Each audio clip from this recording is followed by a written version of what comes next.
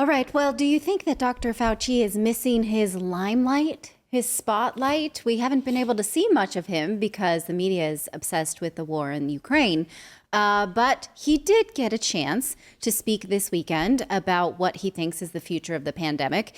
He talked about whether or not more lockdowns should come and whether or not the lockdowns we've been through were effective. It wasn't very encouraging. It didn't feel like we did that for a reason. That's the big. I was going to say when ask the question, hey, were these lockdowns effective? All you need to do is ask. I was texting with Carol Roth last night, who's the author of the great book, The War on Small Business.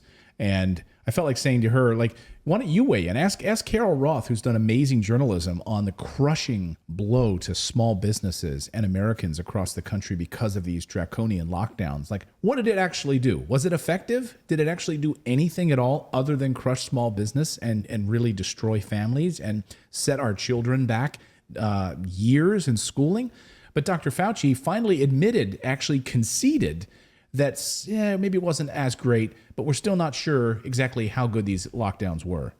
I'm interested in your reluctance to use the word lockdown. Do you think 2 years on that they were worth it, or were they too severe? I don't think we're ever going to be able to determine what the right balance is. I think the restrictions, if you want to use that word, which I tend to shy away from. Why do you tend to shy away from the word lockdown? Because that's what it was? Restrictions. That's what, did he just do air quotes to her he did saying quotes. lockdown, and then he air quoted restrictions? Yes, he air quoted restrictions. We're ever going to be able to determine what the right balance is. I think the restrictions, if you want to use that word, which I tend to shy away from, lockdown, there's certainly prevented a lot of infections, prevented a lot of hospitalizations, and prevented a lot of deaths. There's no doubt about that. Obviously, when you do have that kind of restriction on society, there are unintended negative consequences, particularly in children who are not allowed to go to school, in the psychological and mental health aspects it has on children, in the economic stress that it puts on society in general, on individual families. Obviously, those are negative consequences that are unintended. Okay, so that might be okay. Let's just give him a moment of benefit of the doubt here, because what he's saying is that as a public health expert, he has to weigh the fact that it may prevent one type of disease, but cause other types of unintended is the wrong word, because you can calculate for this type of thing. Like, we absolutely can. Especially when you created it in a lab, and then let it out. So it's absolutely calculated. Right. And whatever his involvement was. So right, that children will be delayed in their learning.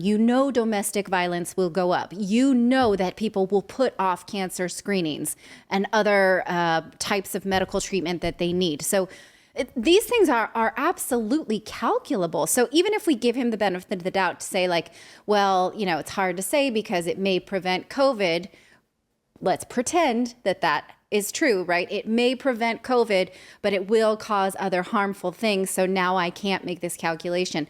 That's fair enough. That's what he should have been saying all along, right?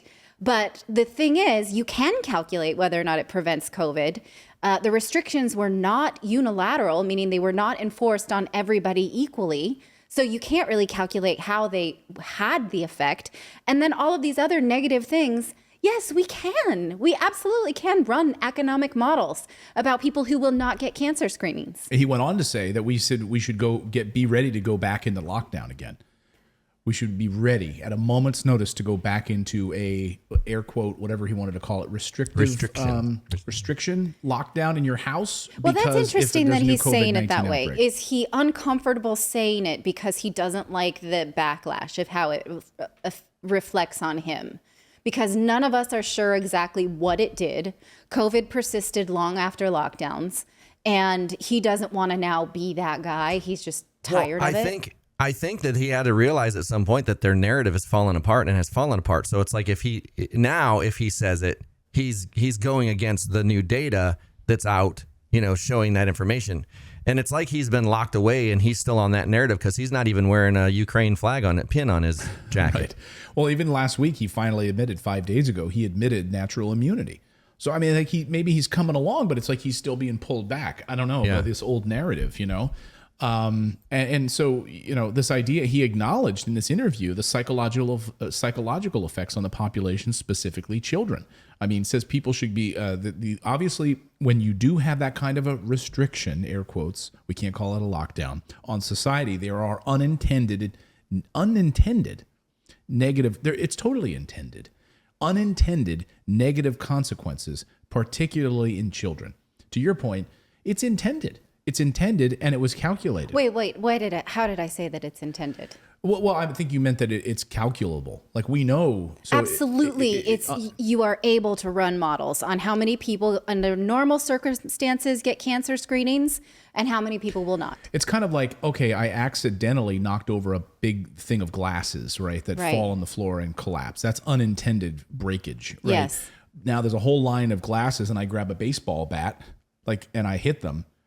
That's not unintended. Like, I know what's going to happen with this baseball bat. Well, I'm not saying they're intended. I'm saying they are absolutely knowable. I have, I studied demography. I have a master's degree in sociology. I know that there are models that exist about battered women. I know that there are models that exist about kids who go to preschool and kids who don't. These are knowable facts. Right. The question is, do you want to know them? That's a good question. No, we don't. And we don't care. We care about big business. We care about making sure that Amazon's profits are good. We care about big, small businesses being crushed and big businesses making additional profits. I mean, that's the thing. So, we're going to have to determine, he says, what the right balance is. I think the restrictions, if you want to use that word, which I tend to shy away from, lockdown certainly prevented a lot of infections, a lot of hospitalizations, and prevented a lot of deaths. He said there's no doubt about that. He further in that interview seems wholly unconcerned with the origins of COVID when asked why, does it have the name of a lab even that was there? He's kind of like, bygones, we don't really know. It's okay. What parallel though? A lot of people don't make, a lot of people don't think about this. So it accidentally came from a lab, right? That's the narrative yes. And that's pretty much the provable now. It's almost fact. This is another thing that Jon Stewart is trending for. Yes. Yeah. But what a lot of people don't remember, there's an article in 2017 that I've read where Dr. Fauci was telling the Trump administration, there might be a global pandemic. There will be a global pandemic that he will have to deal with in his presidency. He said that. So does that change the narrative to, was it possibly intentional? Dr. Fauci warned in 2017 of a surprise outbreak during the Trump administration. There's no question that there will be a challenge to the coming administration in the arena of infectious diseases. If you have a lab that's growing it and you're that confident it's going to happen, doesn't that change the narrative to a potential Sure. And even if you don't really care to think about it as a conspiracy or not, we should be concerned about its origin so that we can prevent it happening again, which, now, yes, it's nice that you're worried about preschoolers, Dr. Fauci, but shouldn't we always also be worried that we don't have another leak like this? And in order to do that, we must actually chase down the origin. But that doesn't seem to be a priority right now. Right. But I mean, if that ends up being true, that he did that intentionally, that puts him at dictator level, a name that I won't mention criminal. With the little mustache.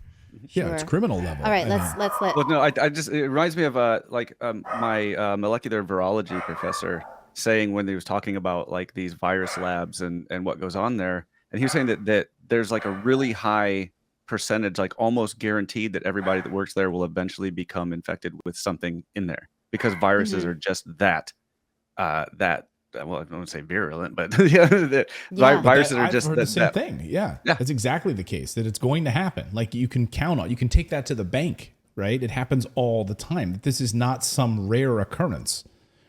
So that and by the way, you would have long found patient zero, right? You would have long found the animal that caused this, right? It was Gwyneth Paltrow.